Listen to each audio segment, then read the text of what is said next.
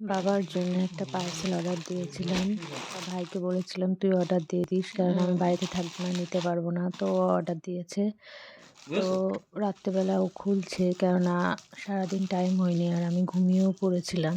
দিয়ে ও আমার তুলে বলল যে, "এটা ওপেন করবো, তুই ভিডিও কর।" তো ভিডিও করলাম। আমি মানে অর্ধেক ঘুমিয়ে গেছি, তারপরে ডেকে তুলেছে। তো এখানে বাবার জন্য একটা গিফট কিনেছি আমি। সবারই ইচ্ছা হয় যে কোনো কিছু ইনকাম করে বাবার জন্য কিছু দেব। আমারও সেরকম ইচ্ছা হলো। তা ভাইকে দিয়েছিলাম। সত্যি বলতে আমি নিজেই সারপ্রাইজ হয়ে গেছি যে আমি ওকে বলেছিলাম এমআই ফোন অর্ডার দিতে। আর ও ওর পছন্দ মতন এই ফোন অর্ডার দিয়েছে। যাই হোক, বাবার পরে পছন্দ হয়েছে। তো এই ভিডিওটা আমি যে একটা অ্যাকাউন্টে দেবো সেটা আমার ভাই জানে না। ও ভেবেছিল আমি শুধু এরকম ভিডিও করতে হয়, তাই ভিডিও করে রেখে দিয়েছি।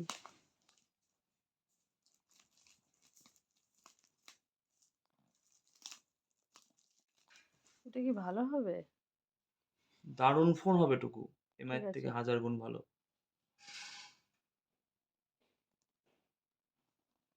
ও সিল করা, দুপাশে দুটো।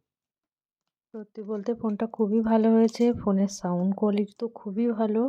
আমিও দেখলাম ফোনটা খুবই ভালো, ক্যামেরাও ভালো, মোটামুটি সব কিছুই ভালো।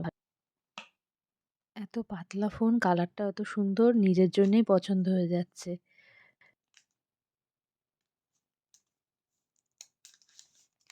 বাবার কি পছন্দ হবে? ভিডিও এইসব বলছিস? রেকর্ড করে রাখার জন্য? ফোনটা শুধু দেখ। ২ ভাই-বোন মিলে হালকা ঝগড়া-তর্কও করছিলাম যে কিরকম হবে। ওকে বলেছি একরকম ফোন অর্ডার দিতে আর ও করেছে একরকম। যাই হোক, ও কথা শোনে না। তাও দেখছি ওর পছন্দটাই ভালো। Card display. আমি অতটা বুঝি না এসব বিষয়ে। ও একটু ভালো বোঝে। এবার ফোনটা অন করার পালা। ভাই-বোন মানে এক জায়গায় থাকলে ঝামেলা ঝগড়া হবেই। তারপরে আমরা সবসময় আমাদের ঝামেলা হয়। আমরা তর্কাতর্কি করছিলাম। এবার ফোন অন করা হয়ে গেছে। এবার শুধু ব্যবহার করতে হবে ফোনটা।